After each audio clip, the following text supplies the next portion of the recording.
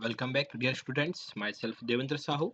और आज अपन question solve करने वाले हैं असाइनमेंट मॉडल में। ओके, देखो एक क्वेश्चन मेरे पास है। एक फैक्ट्री है जिसमें मेरे पास 5 मशीन्स हैं जो इंस्टॉल करना है अपन को। ठीक है, और ये उनकी जगह का नाम बोल सकते हैं अपन ABCDE। और ये जो है मेरे पास ये कॉस्ट है। ओके, देखो इसमें कुछ एक अलग है। यहाँ पे कहीं कहीं पे डैश लगा हुआ है, जैसे यहाँ पे एक डैश लगा है, एक यहाँ पे, यहाँ पे, यहाँ पे, यहाँ और यहाँ। इसको बोलते हैं अपन रेस्ट्रिक्शंस। यानी जो M1 वाली मशीन है उसको अपन C वाली जगह पे इंस्टॉल नहीं कर सकते। जो M2 वाली मशीन है उसको अपन E वाली जगह पे इंस्टॉल नहीं कर सकते। M3 को अपन B और D की जगह पे इंस्टॉल नहीं कर सकते।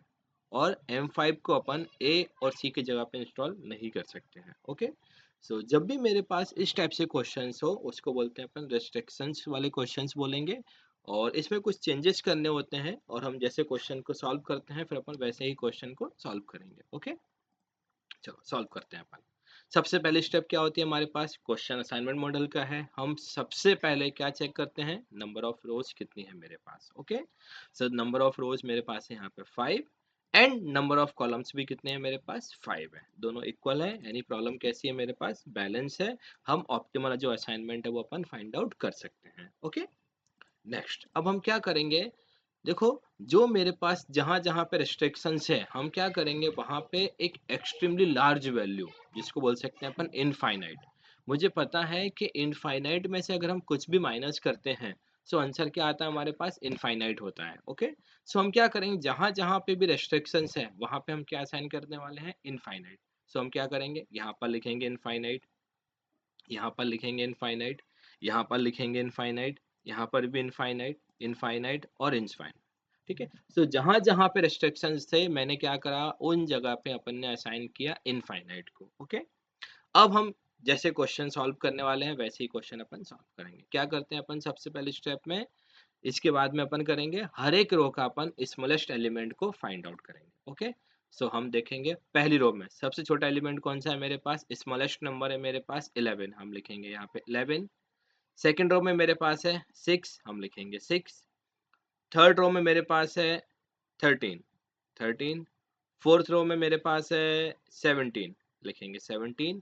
और फिफ्थ रो में मेरे पास है 10। ओके, सो हमने हर एक रो का जो स्मॉलेस्ट एलिमेंट है उसको हमने फाइंड आउट किया जैसे अपन करते थे। अब हम क्या करेंगे, जो हमने एलिमेंट फाइंड आउट किया है इसको इसी रो में से माइनस करेंगे।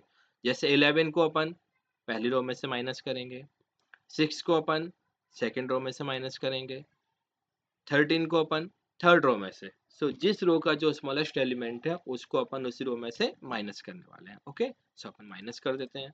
क्या हो जाएगा मेरे पास ये, 11 माइनस 11 0, 17 माइनस 11 6। इनफाइनाइट में कुछ भी माइनस करो आंसर क्या आएगा मेरे पास, इनफाइनाइट आएगा। ओके, 16 माइनस 11 5 और 20 माइनस 11 9। ओके, सेम करेंगे अपन सेकंड रो के लिए। इसमें स्मॉलेस्ट एलिमेंट क्या था मेरे पास 6, हो जाएगा 9 माइनस 6 3, 7 माइनस 6 1, 12 माइनस 6 6 और 6 माइनस 6 0 और लास्ट मेरे पास आएगा इनफाइनाइट। ओके, थर्ड रो में मेरे पास स्मॉलेस्ट एलिमेंट है 13, क्या होगा 13 माइनस 13 0, यहाँ पे इनफाइनाइट, यहाँ पे आएगा 2, यहाँ पे आएगा इनफाइनाइट और यहाँ पर आएगा 3।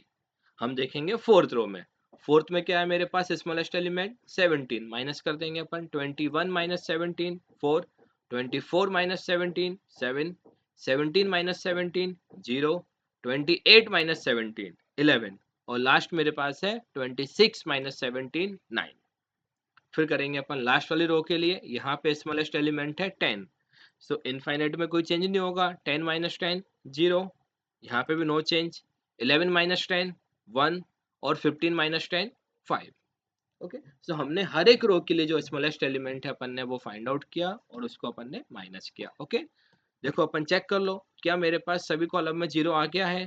पहली रो में जीरो है, सेकंड में है, थर्ड में भी है, फोर्थ में भी है, फिफ्थ कॉलम में जीरो नहीं है मेरे पास। यानी जो प्रोसेस अभी अपन ने रो के लिए की है वही प्रोसेस अब करेंगे अपन कॉलम के लिए। ओके, कि अपन हर एक कॉलम का जो स्मॉलेस्ट एलिमेंट है वो अपन फाइंड आउट करने वाले हैं।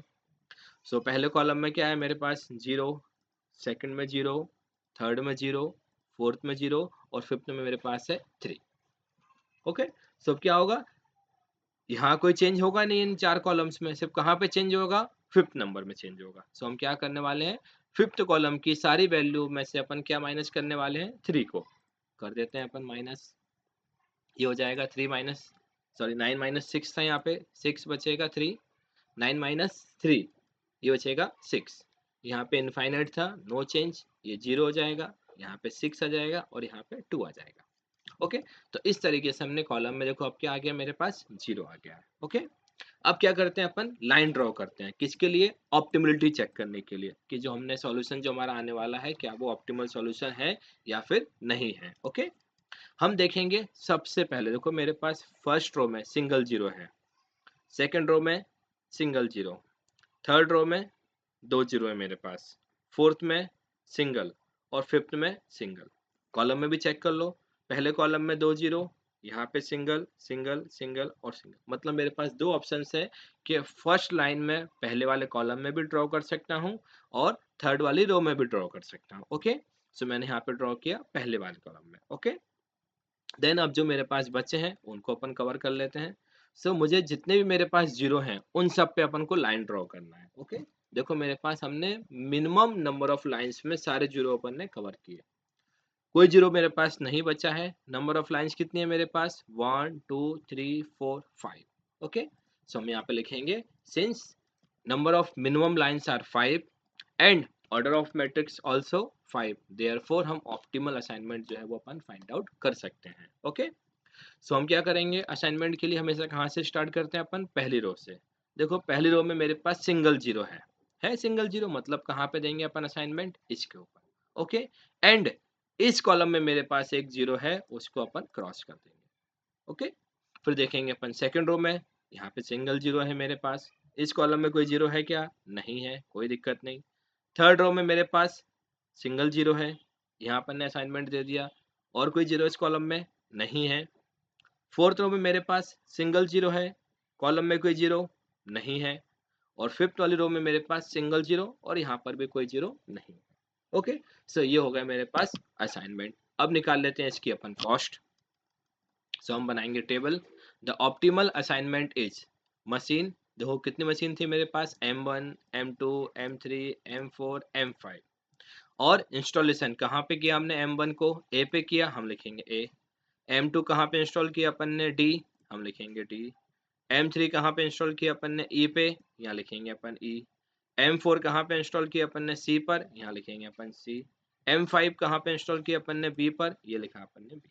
ओके, अब लिखेंगे इसकी कॉस्ट। सो कॉस्ट अपन कहाँ से देखेंगे, क्वेश्चन से। देखो क्वेश्चन यही था मेरे पास, M1A, ये लिखा अपन ने M1A, कितना लिखा है यहाँ पे, 11, हमने लिखा है यहाँ पे 11।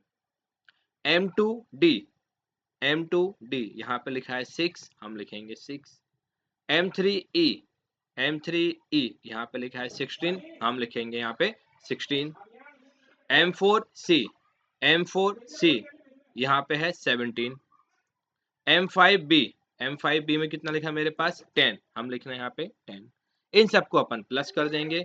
सो ये प्लस करने पे कितना आएगा मेरे पास, 60 इंटू 1000। 1000 अपन ने क्यों लिया, देखो जो मुझे कॉस्ट यहाँ पे दी गई है वो किस में दी गई थी, 1000 के फॉर्म में दी गई है। ओके, इसका अपन मल्टीप्लाई कर देंगे, ये हो जाएगा 60,000, ये हो जाएगा आपका आंसर। ओके, तो इस तरीके से अपन जो क्वेश्चन है वो अपन सॉल्व करेंगे रेस्ट्रिक्शंस वाले। ओके, थैंक यू, मिलते हैं अपन अगली वीडियो में।